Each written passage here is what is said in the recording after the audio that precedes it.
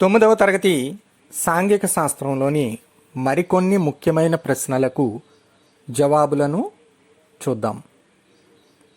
ప్రపంచంలో రసాయనిక పరిశ్రమల స్థాపనలో భారతదేశం ఎన్నవ స్థానాన్ని కలిగి ఉన్నది? 12వ స్థానాన్ని కలిగి ఉన్నది. సహకార రంగంలో ఎరువుల కర్మాగారాన్ని భారతదేశంలో ఎక్కడ స్థాపించారు? గుజరాత్లోని హజీరా వద్ద స్థాపించారు. దీని పేరు FCI, fertilizer corporation of India. 1904లో మొదటి సిమెంట్ కర్మాగారాన్ని ఎక్కడ స్థాపించారు? అప్పటి మద్రాసు, ఇప్పటి చెన్నైలో స్థాపించారు. భారతదేశానికి ఎలక్ట్రానిక్ రాజధాని అని దేనిని చెప్తారు? బెంగళూరుని చెప్తారు. భారతదేశంలో సిమెంట్ కర్మాగారాల సంఖ్య ఎంత? భారీ తరహా సిమెంట్ కర్మాగారాలు 128, చిన్న తరహా సిమెంట్ కర్మాగారాలు 332. సిమెంట్ పరిశ్రమకు అవసరమయ్యేటటువంటి ముడి పదార్థాలు ఏవి?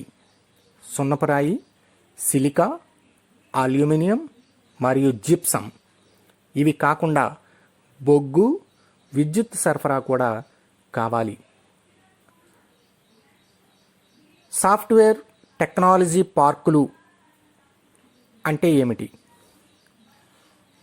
సాఫ్ట్వేర్ టెక్నాలజీ పార్కులు ఏక గవాక్ష సేవలను, అధిక డేటా ప్రసరణను సాఫ్ట్వేర్ నిపుణులకు అందిస్తాయి.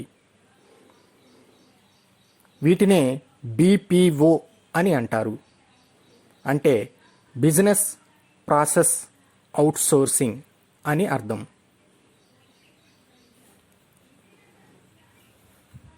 భారతదేశంలో కొత్త పారిశ్రామిక విధానాన్ని ఎప్పుడు ప్రకటించారు?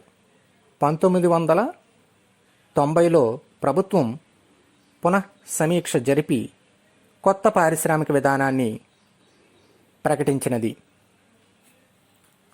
భారతదేశంలో సంఘటిత రంగంగా వ్యవహరించే కర్మాగారాలు ఎన్ని ఉన్నాయి? 2 లక్షల పెద్ద కర్మాగారాలు ఉన్నాయి. భారతదేశంలో అసంఘటిత రంగంగా పేర్కొనే చిన్న పారిశ్రామిక కేంద్రాలు ఎన్ని ఉన్నాయి? సుమారు 3 కోట్ల వరకు ఉన్నాయి. భారతదేశంలో సంఘటిత రంగంలోనూ మరియు అసంఘటిత రంగంలోనూ ఉన్నటువంటి పారిశ్రామిక కర్మాగారాలు ఎంతమందికి ఉపాధిని కల్పిస్తున్నాయి? 46 కోట్ల మందికి ఉపాధిని కల్పిస్తున్నాయి. భారతదేశంలో ఉద్యోగం చేసేవారిలో సేవా కార్యక్రమాలలో ఉన్నవారి భాగం ఎంత? 1/4వ వంతు. ఉత్తరప్రదేశ్లో ఆరోగ్య సంబంధ వృత్తి సేవా నిపుణుల కొరత ఎంత ఉన్నది? 10 లక్షల వరకు ఉన్నది. ఇప్పుడు ఏ దేశంలో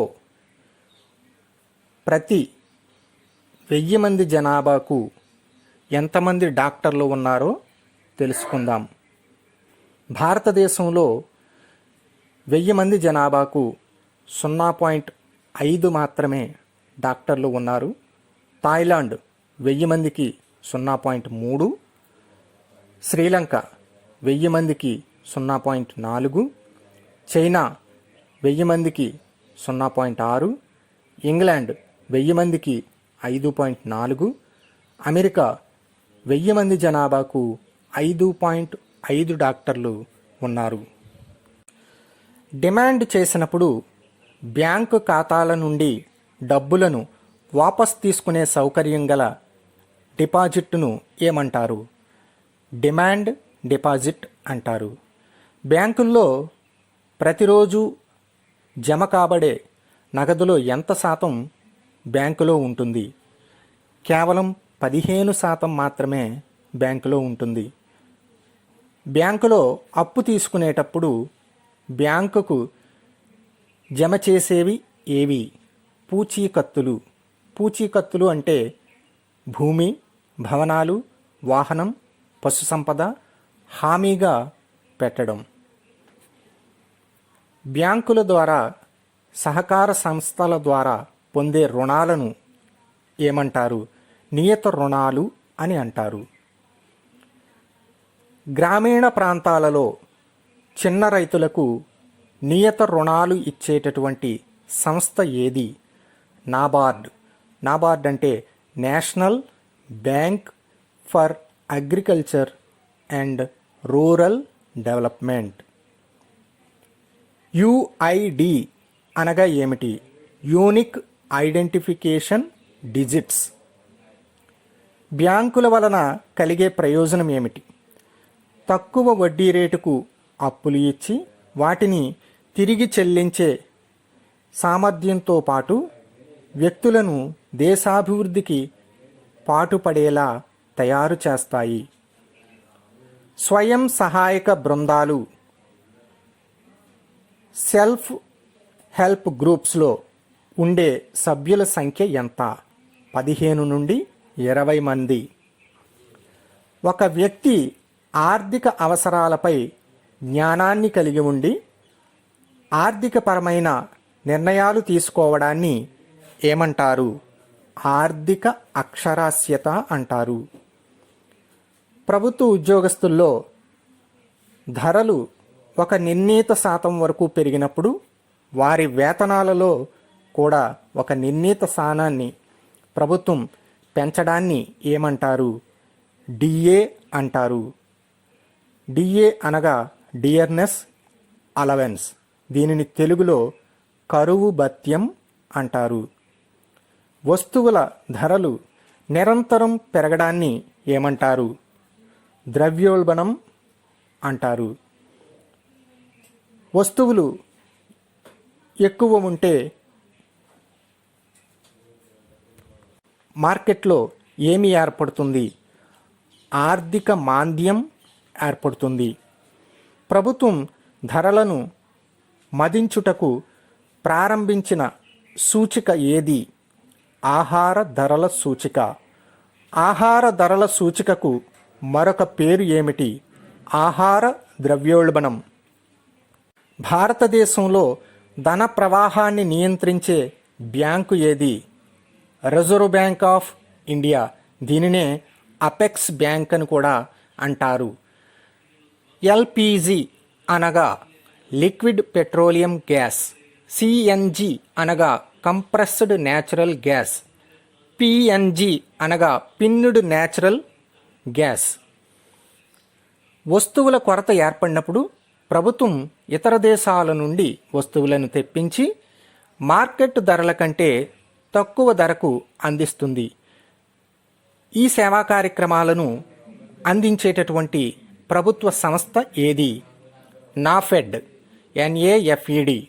నాఫెడ్ అంటే national agriculture cooperative marketing federation of India limited. మన దేశంలో మొదటి బడ్జెట్ ఎంత ప్రవేశపెట్టారు? 1947-48 సంవత్సరంలో పార్లమెంట్లో మొదటి బడ్జెట్ను 197 కోట్లుగా ప్రవేశపెట్టారు. ప్రభుత్వానికి లభించే ముఖ్యమైన ఆదాయ వనరు ఏది? పన్నులు. పరోక్ష పన్నులను వేటిపై విధిస్తారు? వస్తువులపై విధిస్తారు. ప్రత్యక్ష పన్నులకు ఉదాహరణ ఆదాయపు పన్ను, కార్పొరేట్ పన్ను. ప్రజల మొత్తం ఆదాయాలను వెల్లడించకుండా వాస్తవం కంటే తక్కువ ఆదాయాన్ని చూపడాన్ని ఏమంటారు? నల్లధనం అంటారు. రాజకీయ అధికారం సైనికులు, భూస్వాముల చేతుల్లో ఉండడాన్ని ఏమంటారు? ఫ్యూడలిజం అంటారు. యూరప్లో ప్రారంభమైన సాంస్కృతిక ఉద్యమాన్ని ఏమంటారు? సాంస్కృతిక పునరుజ్జీవనం అంటారు. సాంస్కృతిక పునరుజ్జీవనమును పునర్జన్మ అని కూడా అంటారు. 19వ శతాబ్దం నుండి ఇదే పదాన్ని వాడుతున్నారు. ప్రేయిస్ ఆఫ్ ఫాలీ అనే గ్రంథాన్ని రచించిన వారు ఎవరు? ఎరాస్మస్. ఈ గ్రంథం మూఢనమ్మకాలపై రచించడం జరిగినది. మనిషి లోపల శరీర భాగాలను, వ్యవస్థలను అధ్యయనం చేయడానికి శరీరాన్ని కోసిన మొదటి వ్యక్తి ఎవరు? Andreas Vesalius. ఇటలీ సంస్కృతిని తెలియజేస్తూ ప్రార్థించే చేతులు అన్న పేరుతో బొమ్మ వేసిన వారు ఎవరు?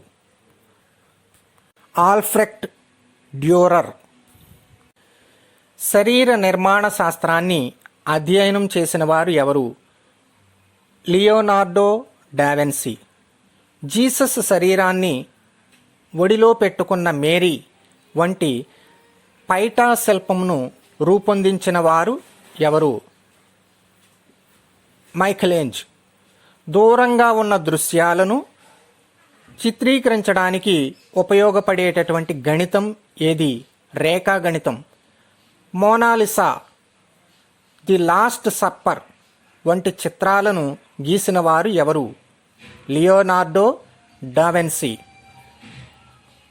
ముద్రణా యంత్రాన్ని రూపొందించి 150 బైబిల్ ప్రతులను ప్రచురించిన వారు ఎవరు?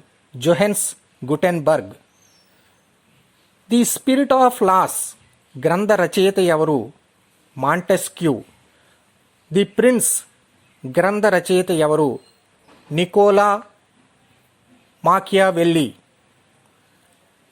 సాహిత్య అధ్యయనం వలన మహిళలకు లాభం కలిగినా కలగకపోయినా ప్రతి మహిళ వీటిని తప్పనిసరిగా చదవాలని చెప్పినవారు ఎవరు? కాస్టాండ్రా ఫేడిల్. యూటోపియా అనేటటువంటి గ్రంథాన్ని రాసిన వారు ఎవరు? Thomas Muir. బైబిల్ను జర్మన్ భాషలోనికి అనువదించిన వారు ఎవరు? లోథర్. శరీర నిర్మాణ శాస్త్రం అనే పుస్తకం రచించిన వారు ఎవరు? Andreas Vesalius. గుండెకు రక్త ప్రసరణకు మధ్య రక్త సంబంధాన్ని తెలియజేసిన వారు ఎవరు? William Harvey. భూమి స్తంభాకార పటాన్ని తయారు చేసిన వారు ఎవరు? గెరార్డర్ మెర్కేటర్. ప్రిన్సిపియా మ్యాథమెటికా అనేటటువంటి గ్రంథాన్ని రచించిన వారు ఎవరు? Sir Isaac Newton. Ignatius Loyola అనుచరులను ఏమని పిలుస్తారు? జెస్యూట్లు అని పిలుస్తారు. బరువైన వస్తువులు, తేలికైన వస్తువులు ఒకే వేగంతో పీసా టవర్ నుండి కిందకి పడతాయని నిరూపించినటువంటి శాస్త్రవేత్త ఎవరు? గెలీలియో. లోలకం కనుగొన్నది ఎవరు? గెలీలియో. విన్నారుగా, మరికొన్ని ముఖ్యమైన ప్రశ్నలకు జవాబులను మరొక ఆడియో ఫైల్లో చూద్దాం.